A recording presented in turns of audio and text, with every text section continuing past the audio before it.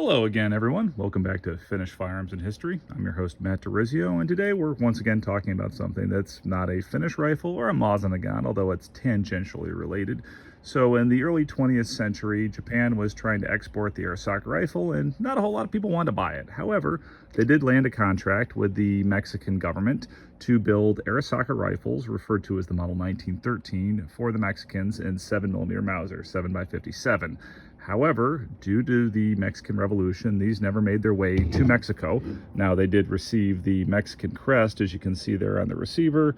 You got the eagle, and you can see some of the writing on there that was originally there. You can see the Mexican contract number here, which is unique, with the designator and then the serial number after that. However, most of them never actually made it to Mexico, including this example. This example was kept in Japan, and during World War I, the Mexican contract was sold by Japan, what was left of it, to Russia. And you might think, why would Russia want those? Well, Russia was desperate for small arms, and Russia would take anything that they could get their hands on, including Arisakas in 7mm Mauser.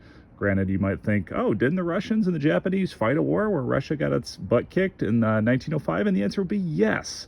And less than a decade later, Russia was coming cap in hand to buy rifles and some of its old battleships, which got sank by the Japanese at Port Arthur, and put them back into service. But that's a story for a different time.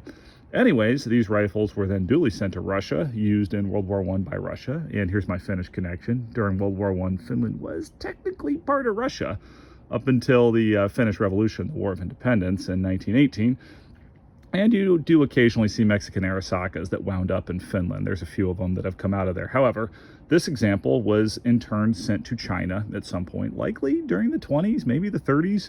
Really hard to say. And along the way, it was rebarreled to 6.5 Arisaka. You can see the key markings right there on the receiver ring just forward of it on the barrel. Those would have been done at Mukden.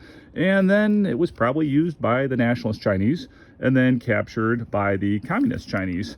And you can see right here, you've got the keep you. My Chinese is really bad, but essentially that would have meant that it was in training use after the end of the Chinese Civil War, and probably stayed there until the 1980s, maybe even 1990s, when it was sold off with all the Chinese surplus that came into the United States.